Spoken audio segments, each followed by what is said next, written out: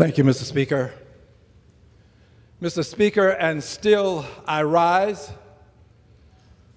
unbought, unbossed, and unafraid.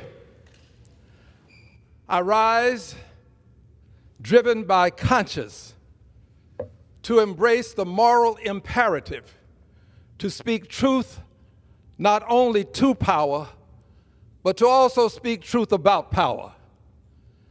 And I rise today to acknowledge, driven by conscience, what the world is witnessing as we see the collective punishment being imposed upon Palestinians in Gaza. I rise to say that this level of punishment is something that is intolerable and has to be addressed. I rise to say that not only is there collective punishment, there is ethnic cleansing taking place in Gaza. I rise to say that at some point, we in this Congress have to take a stand against the injustice being perpetrated against innocent Palestinian men, women, and especially children.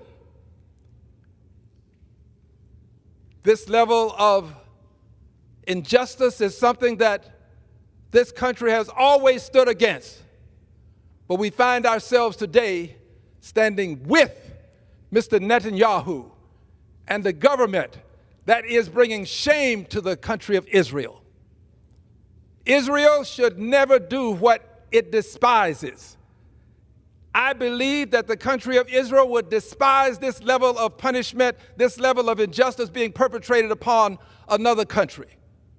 Yet we find today that Mr. Netanyahu, under his leadership, Israel is gaining a reputation as a pariah country.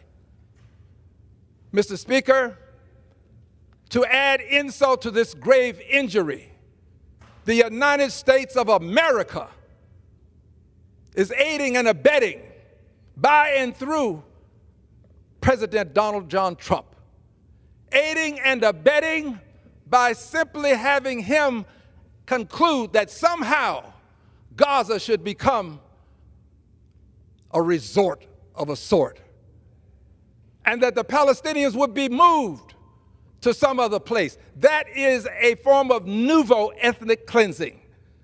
I do not support it. And I want the world to know that if in this bill, this big, beautiful bill that the president would have us sign off on, that I'm already antithetical to, but if there is money in that bill to support the continued ethnic cleansing, the continued inhumanity that's taking place against the Palestinians, I cannot support that. I will not vote to send more money to see innocent men, women, and especially children slaughtered the way it is taking place right before our very eyes. And the unfortunate thing is, there are too many among us who are afraid to speak up. Well, I refuse to be among those who at this time of challenging controversy, who will sit and cower. I'm going to take a stand, not because it benefits me personally, but because conscience says we cannot allow these injustices to go unpunished.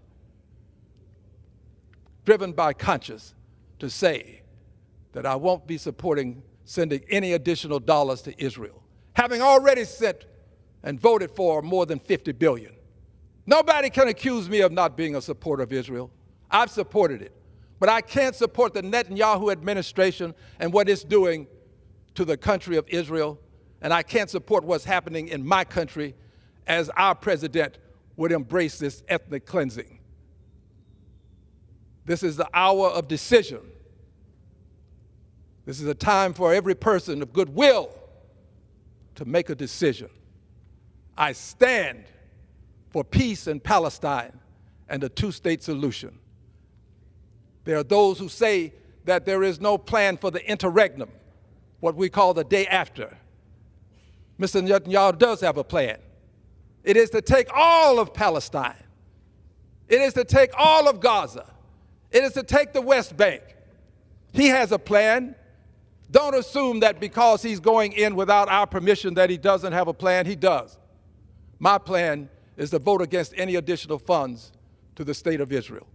I yield back the balance of my time. The gentleman yields back. The gentleman